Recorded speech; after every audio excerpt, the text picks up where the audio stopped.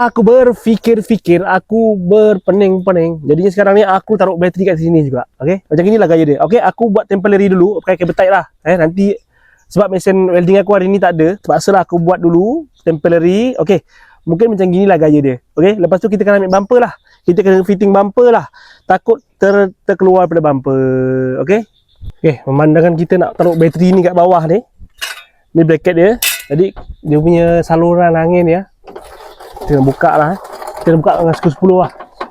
Jadi kat sini aku dah standby kan blok 10 dengan jam-jam panjang lah. Buka lah skru ni Dia ada satu skru sini lah.